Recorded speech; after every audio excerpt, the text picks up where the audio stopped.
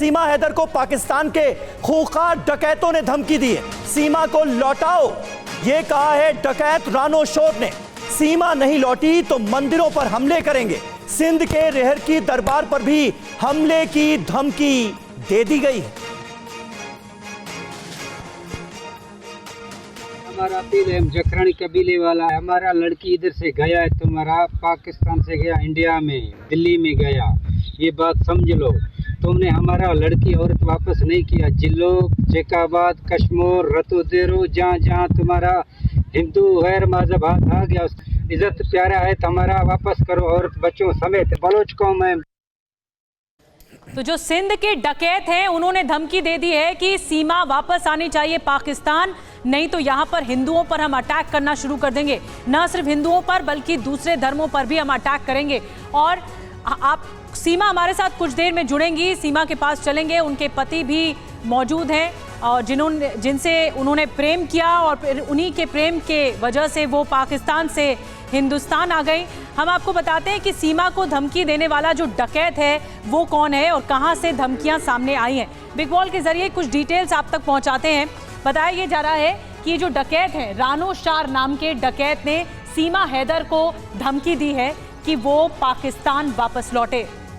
बिल्कुल, और कच्चा इलाके के बीहड़ में छिपा है रानो शाह डकैत, और उसके साथ साथ तमाम डकैत अब धमकाते नजर आ रहे हैं कि सीमा को पाकिस्तान वापस भेजो।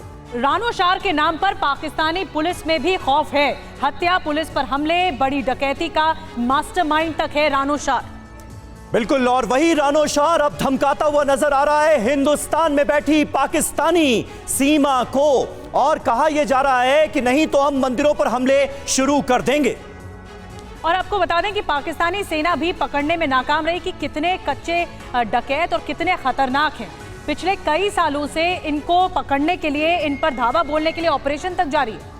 बिल्कुल, कच्चे के डकैतों का खौफ है इस पूरे इलाके में, और जो ऑपरेशन इनको पकड़ने के लिए चलाया गया उसमें पाकिस्तान के 11,000 जवानों को लगाना पड़ा। आप इससे अंदाजा लगा सकते हैं इनके खौफ का, इनकी दहशत का। और 2022 में 150 डकैतों का पुलिस कैंप पर हमला भी सामने आया था, तो इनका खौफ ज्यादा है और अब सीमा को लेकर धमकी दी गई है। बिल्कुल, और 2022 में तो सिंध में पुलिस के 5 बड़े अफसरों की ये हत्या कर चुके हैं। रहीम यार खान इलाके में ऑपरेशन इनके खिलाफ जो शुरू हुआ उसे अंजाम देना मुश्किल साबित हुआ। यानी इसका मतलब क्या है? मतलब ये कि इनकी धमकियों को हल्के में नहीं लिया जा सकता। चंबल जैसे पाकिस्तान के बीहड़ में इनका ठिकाना है अंजलि, और यही वजह है कि बहुत मुश्किल घड़ी आन खड़ी हुई है सीमा के सामने भी कि वो अब करे तो क्या करे।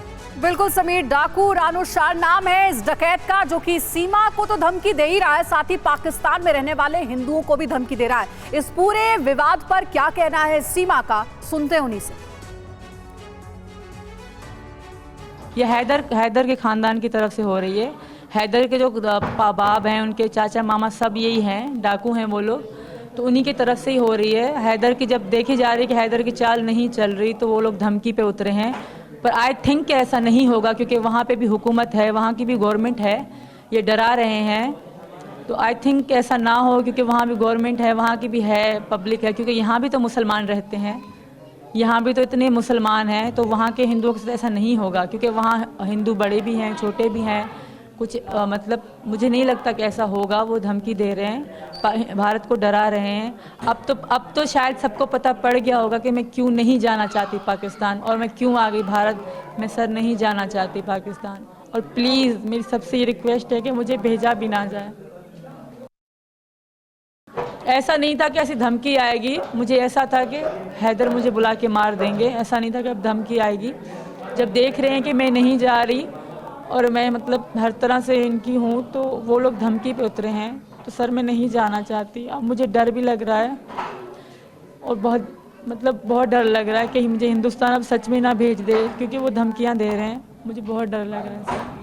कि हमने सोचा था कि हम शादी करके अच्छी सी ज़िंदगी गुजारेंगे, मुझे नहीं पता था कि इस तरह हो जाएगा, इतनी फेमस हो जाऊंगी और लोगों तक बात, अगर ये बात दबी रहती तो कोई कुछ भी ना करता। अब दुनिया तक बात पहुंच गई है, तो इसलिए वो लोग ऐसा कर रहे हैं और धमकी दे रहे हैं। तो देखिए, सीमा को आपने सुना। सीमा हमारे साथ लगातार बनी हुई थी। और इरशाद अहमद खान साहब से एक बार फिर आपका तारुफ करा दें। PMLN के नेता हैं, इनकी पार्टी रूलिंग पार्टी है पाकिस्तान की। हमारे साथ हाजी मेहरुद्दीन रंगरेज साहब भी मौजूद हैं, आचार्य विक्रमादित्य भी हमारे साथ मौजूद हैं, और सीमा हमारे साथ एक बार फिर थोड़ी देर में जुड़ेंगी, आपको स्क्रीन पर नजर आएंगी। लेकिन इरशाद अहमद खान साहब, सीमा की बातों को आपने सुना, वो डरी हुई हैं, वो खौफजदा नजर आ रही हैं डकैतों की धमकी के बाद। क्या भरोसा आप पाकिस्तान की हुकूमत की तरफ से इस वक्त TV9 पर दिलाना चाहेंगे? मैं पहले तो आपका शुक्रिया अदा करूंगा कि आपने दोबारा टाइम दे दिया मुझे। पहले तो मुझे अफसोस है आपकी बॉर्डर लॉ एनफोर्सेस एजेंसियों पर, आपकी बॉर्डर फोर्सेस पे, कि विदाउट वीजा ये खातून अगर ये पाकिस्तानी वाकई है तो ये कैसे चलेगी। फिर दूसरा मुझे अफसोस ये है, जब ये खातून हिंदुस्तान पहुंच गई, इसको किस चीज का डर, वहां आकर के कौन सा डाकू मार देगा। मुझे तो डर ये है कि अब अरे भाई इरशाद अहमद खान साहब सुनिए, आप समझे नहीं लग रहा है, जब ये हिंदुस्तान आप समझे ही नहीं बात को, फिर मौजूद है, आप समझे ही नहीं बात को। इरशाद अहमद खान साहब वो अपने लिए डरी हुई नहीं है, वो हिंदुस्तान आकर सेफ महसूस कर रही हैं। वो डरी हुई हैं पाकिस्तान में रहने वाले हिंदुओं के लिए, जिनको मारने की धमकी आपके डकैत दे रहे हैं।